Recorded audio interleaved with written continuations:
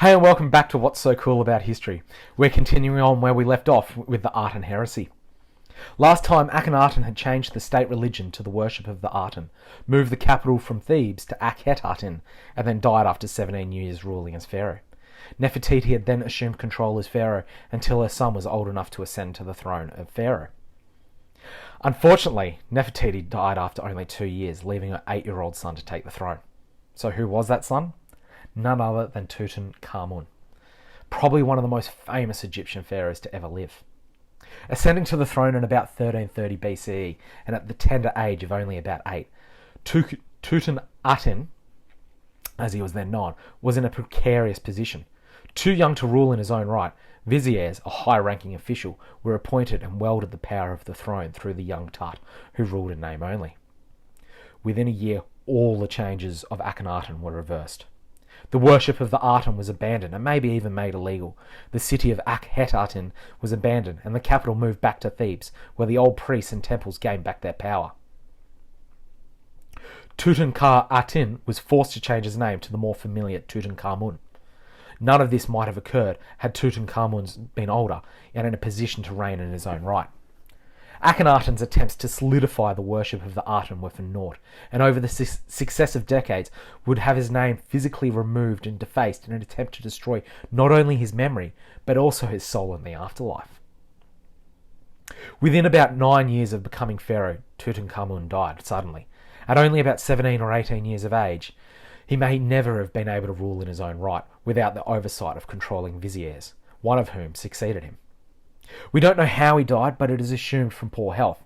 The result was that he was buried in a minor tomb, probably designed for someone else, his own tomb probably not having been finished. If that were the end of the story, we probably would not know about Tutankhamun, Queen Nefertiti, or Akhenaten. What makes this story so amazing is what happened on the 17th of February in 1922. At 2 p.m. in the afternoon, Howard Carter and Lord Carnarvon led a team into the final chamber of Tutankhamun's burial chamber, which would remain undisturbed for almost 3,500 years.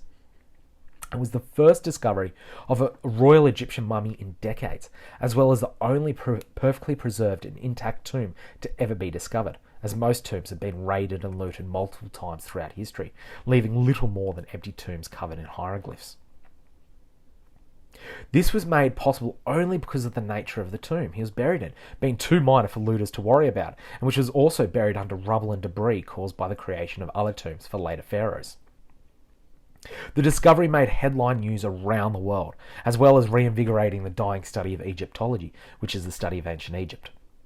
It's because of the untouched nature of Tutankhamun's tomb that we know as much as we do about the pharaohs of ancient Egypt, things like what food they would eat, the types of jewelry they wore. Tutankhamun was even found with 365 little servant figurines, one for each day of the week, to help serve him in the afterlife, as well as the untouched and completely sealed sarcophagus, something that had never been found before. It's the culmination of these items that made Tutankhamun and his tomb such a fascinating story. And it has been said that the pharaoh who in life was one of the least esteemed of Egypt's pharaohs has become in death the most renowned.